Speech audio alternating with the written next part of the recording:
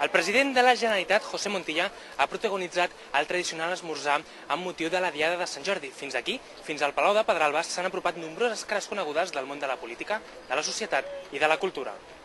Però el més aclamat ha estat el nou ministre de Treball i Immigració, Celestino Corbacho, qui ha assegurat que la primera cosa que ha fet avui ha estat comprar una rosa per la seva dona. Sant Jordi, primera qüestió és regalar-li la rosa a la meva dona, i ara estic esperant que la meva dona em regali el llibre. Això és el que he fet avui i gaudir d'aquest dia meravellós i d'una diada tan maca com és el dia de Sant Jordi. Aquesta mateixa tarda, Celestino Corbacho viatjarà fins a Madrid per reunir-se amb una representació de la cultura catalana. Pel que fa a la seva tasca com a dirigent de la cartera de Treball i Immigració, ha dit que l'agafa molta il·lusió i que intentarà encertar la seva acció a través del sentit comú, de la concentració i del diàleg. Però, en definitiva, jo intentaré encertar la meva acció com a ministre a través del sentit comú, de la dedicació, del treball, del diàleg i la concertació.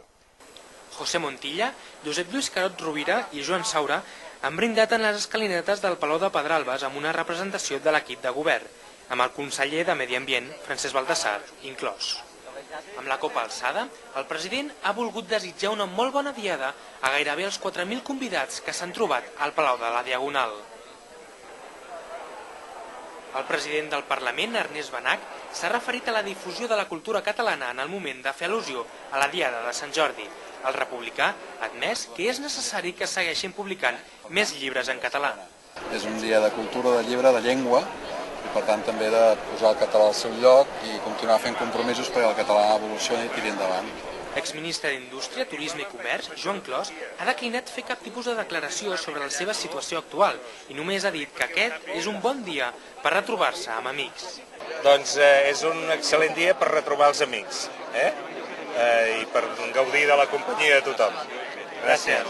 El seu successor en l'alcaldia de Barcelona, Jordi Hereu, ha qualificat la Diada com la millor expressió de la ciutadania.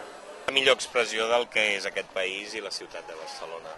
És un conjunt de ciutadans que els agrada amb llibertat compartir l'espai públic, regalar roses i comprar llibres. Jo crec que és la millor definició del que pot ser una ciutat.